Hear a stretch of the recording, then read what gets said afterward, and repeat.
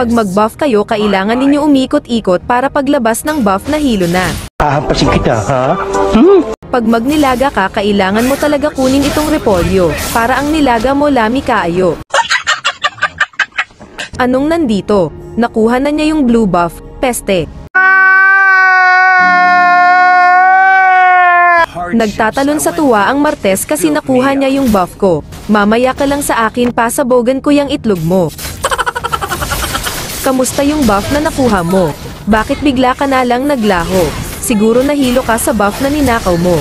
Kaya kung ako sa'yo sa base na lang ako magtago. Ma'am, ayaw bitawan. Gigiliw, ma'am. Gigiliw. Dito mag-turtle sana ako kasi yun din ang gusto ng mga kasamahan ko. Lalo na itong nana na ito, kahit kapiranggat na lang ang buhay niya, gusto parent niya na ang turtle kami makakuha. Pero naiisip ko malakas pala ako kaya hindi ko na kailangan yung turtle, kaya pinaubaya ko na lang sa mga kalaban ko. Para lumakas naman itong mga kalaban ko. Nakita ko na naman itong Martes buhay niya ay piso na lang, maloy na lang taani.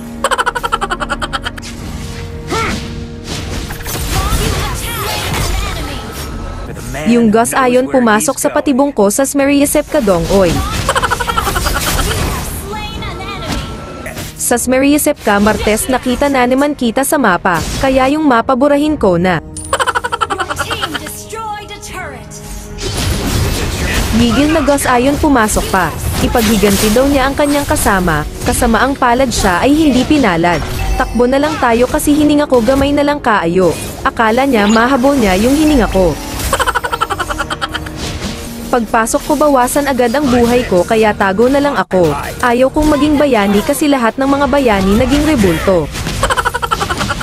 Hindi naman masamang tumakbo basta alam mong buhay mo ay nasa peligro.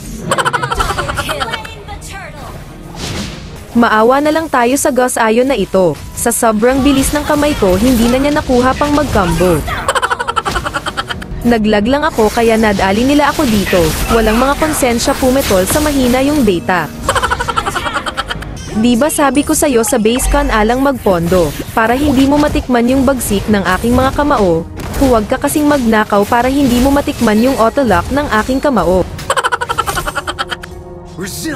Ang masasabi ko lang sa'yo Martes, magbiro ka na lang sa lasing, wag lang sa bagong gising na hindi pa kumain.